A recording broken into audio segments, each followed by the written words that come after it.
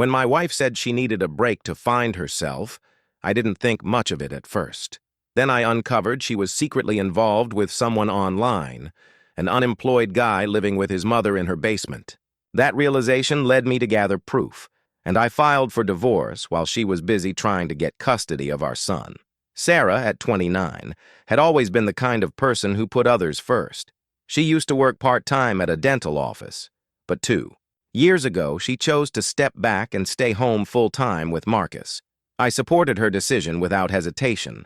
Childcare costs were eating into her paycheck, and honestly, we could manage comfortably on my salary, about $75,000 a year as a network administrator for a mid-sized company. It seemed like a good plan at the time. But about 6 months ago, I started noticing small changes. Nothing drastic, no screaming fights or sudden personality shifts. Instead, subtle signs that something was off. She became glued to her phone, often flipping it face down when I entered a room or sneaking away with it. She'd stay up later, claiming she was binge-watching Netflix or reading articles online. Yet, when I glanced at her screen, she'd always quickly switch to something else. She talked about feeling lost, overwhelmed by motherhood and marriage, words I accepted, understanding how draining being a stay-at-home parent can be. I suggested hobbies, maybe going back to work part-time if she wanted. I wanted her to be happy, to find herself.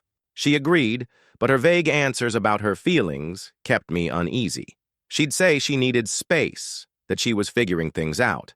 I recommended counseling, but she shrugged it off, saying maybe later. I believed her. At least, I wanted to. Then, about 4 months ago, she came to me with a surprising request. She needed a break from our marriage, not a divorce, just time apart. She said she felt suffocated, that she wanted to go back to her parents' house for a few weeks or a month. She promised it was about her finding herself, not about someone else. She wanted to take Marcus along so she could have some distance, but still be a mom. Her parents live about 40 minutes away in a smaller town, so it wasn't a major move. I was skeptical.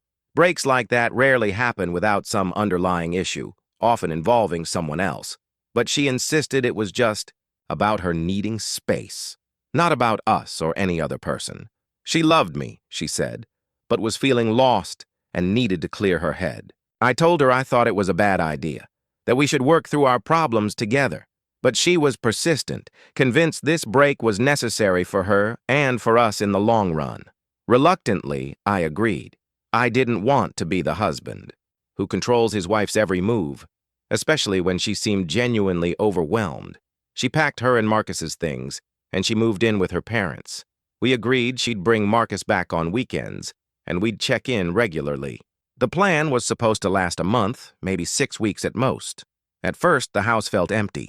I missed Marcus's routines, his bedtime stories, weekend outings, the little rituals that made life feel normal. Sarah would send me texts with updates and pictures, which I appreciated, but our phone calls grew awkward. We'd talk about her parents, Marcus, work, but never about us or her feelings. It was mostly small talk. By the second week, I noticed something strange.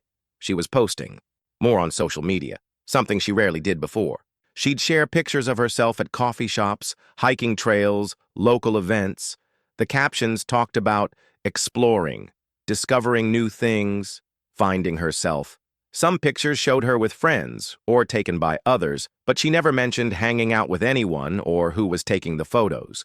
And her activity was sporadic. She seemed to be trying to reinvent herself online. When I asked her about it during one call, she said she was trying to meet new people, break out of her isolation, maybe make some friends. I thought that was understandable. She'd been cooped up at home with Marcus for so long. It made sense she'd want some social interaction. But then Marcus started asking questions. He'd say things like, "When do I get to go home? Are Mommy and Daddy getting divorced like my friend's parents?" That hit me hard. I reassured him that Sarah just needed some time with her family, that everything would be fine, and we'd all be together again soon. But I wasn't entirely convinced anymore. Sarah kept extending her break, adding another week, then 2, then maybe until the end of the month. Every time I pressed her for a clear timeline, she'd get defensive, or say I was pressuring her. She claimed she needed more time, that she was still figuring things out. That's when I decided to look closer. Something about her vague explanations and the way she avoided specifics didn't sit right. I used my computer skills to check her phone records. What I saw was shocking. She was texting and calling one number obsessively, late into the night, for hours. The area code wasn't local, nor was it from her parents' town. I traced it back. Kevin in Portland, Oregon.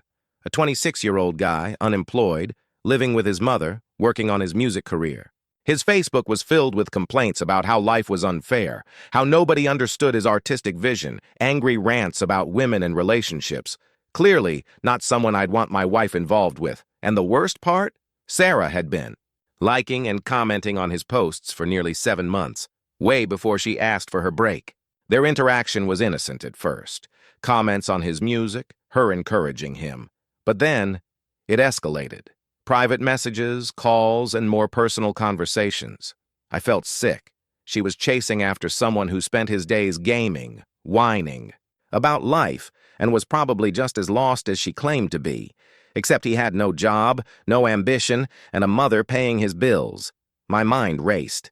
I started documenting everything, screenshots of her social media activity, call logs, her messages about exploring and finding herself, Kevin's posts about finally understanding someone. I knew I'd need evidence if this went to court. Meanwhile, Sarah called to tell me she wanted to extend her break indefinitely. She mentioned big life changes, that she'd been doing a lot of soul-searching, and maybe she'd be happier somewhere else, a new environment with more opportunities. When I pressed, she said she was considering moving, possibly to the West Coast, to start fresh. That's when I put the pieces together. She wasn't just emotionally involved with Kevin. She was planning to move across the country to be with him, taking Marcus with her. I confronted her directly. She said she hadn't made a final decision, but she was exploring options. I told her that moving Marcus out of Ohio without agreement was out of the question. She insisted she'd realized Ohio wasn't right for her anymore, that Marcus needed new experiences, and I could visit or even move if I wanted. But I refused. Moving our 6-year-old across the country for someone who couldn't support himself? Not happening. She argued that she loved Kevin and deserved happiness. I'd already spoken to a lawyer. Divorce was inevitable. I told her she could leave, but Marcus was staying in Ohio. He had stability, friends, a good school, and a parent who wasn't chasing strangers online. Things heated up. She accused me of controlling her, of using Marcus as a pawn, saying she'd been miserable for years and finally found someone who made her feel valued. I told her she'd already wrecked her marriage with her lies, her online affair, and her plans to uproot our son's life for some guy she hadn't even met in person. She insisted they hadn't met face-to-face yet, but their connection was real. We argued, her insisting that her move was best for Marcus, and me pointing out her online relationship and unstable plans.